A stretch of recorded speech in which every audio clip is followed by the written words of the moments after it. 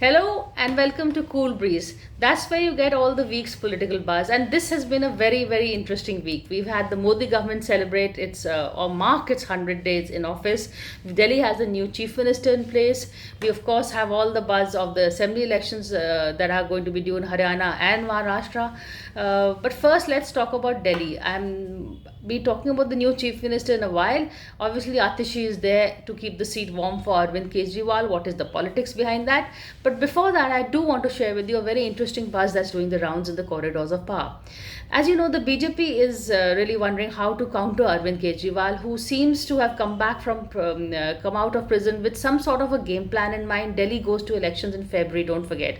As of now, the BJP doesn't have a CM face to take on Arvind Kejriwal.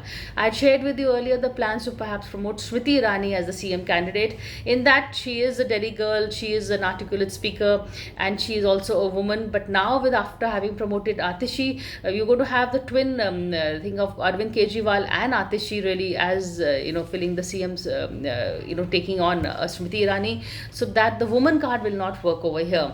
What does the BJP do then? What I'm hearing is that the union government is toying with the idea of removing the partial statehood from Delhi, taking away that status and reducing it to a metropolitan city or metropolitan council or a city state, not unlike what London is. That way, Delhi will be governed not by a chief minister but by a mayor.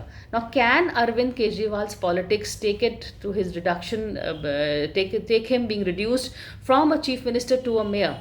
Because Delhi is the only state the Aam Aadmi Party really has consolidated. It is ruling in Punjab, but if you ask me or anyone, I don't think they're going to be, winning back Punjab in the next elections.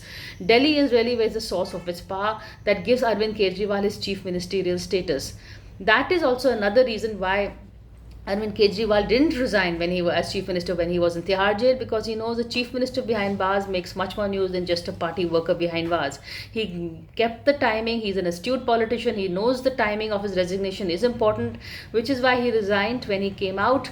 That also frees him up to campaign in Haryana, because he would have been a lame duck chief minister. The Supreme Court order very clearly said that he cannot go to the chief minister's office or sign any files.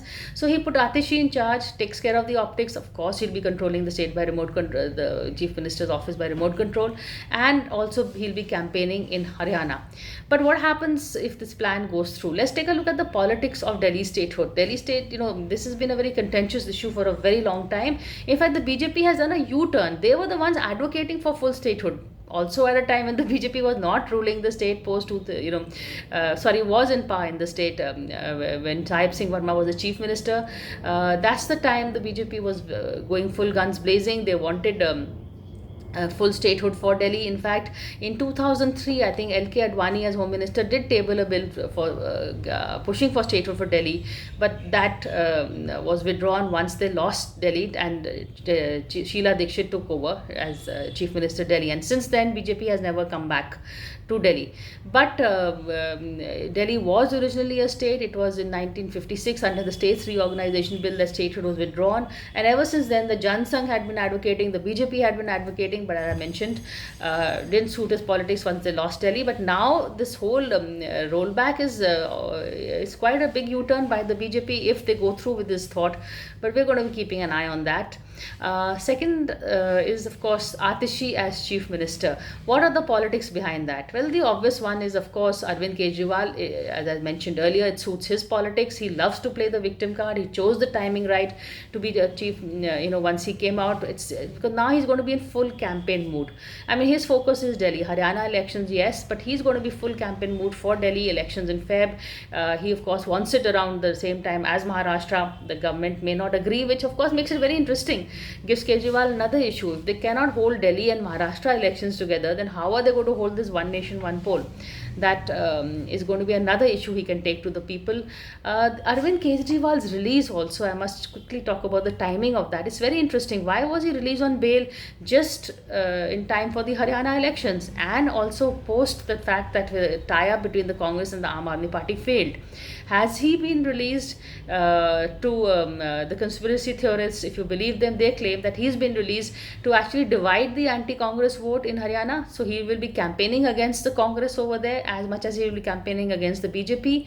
That also throws up a very interesting three-corner fight in Delhi later on in February. So that's also a narrative that will probably suit the BJP. But we're going to be watching this space. But apart from that, Atishi's she had been her rise and rise is amazing. She'd been an advisor to Manish Sisodia in his education ministry. She is in fact a large is responsible in a large way for the success of the education ministry and the Delhi schools program. She is someone who works on the ground. When later on, when Manish Sisodia was behind bars and even Kejriwal, she held a maximum portfolios, including finance, PWD. We saw her inspecting potholes and bridges during the rains. So she is someone who's got a connect with the people of Delhi. She's a Rhodes scholar. She's articulate. She speaks well. She's a woman at a time when all the parties wooing women the vote. So all in all, Atishi makes for really good optics. But make no mistake, the control will be with Arvind Kejriwal. In fact, I'm surprised that he's trusted someone else with the chair. Arvind Kejriwal is not a team player. I think the only person he trusts is Manish Sisodia, and Atishi is Manish Sisodia's protege. So that was probably the reason why she also stood out amongst the others. Um, Finally, I spoke about Modi government completing 100 days in office, but this was an event that was marked more by the opposition than by the government. We saw blitzkrieg of, earlier on, whenever the Modi government used to finish 100 days, there was a blitzkrieg of press conferences, union ministers sent to all the states, and party headquarters, laddus, the whole, drama was used to happen. This time around, the celebrations was muted. There was a press conference by Amit Shah and INB Minister Ashwini Vaishnav, but apart from that, there was not very much happening. It was the opposition. We had union ministers again, Chidambaram, and the party spokesperson Supriya Srinate, all of them addressing press conferences, talking about calling this a government of rollbacks. The narrative that stuck is that this is a government of rollbacks rather than anything that they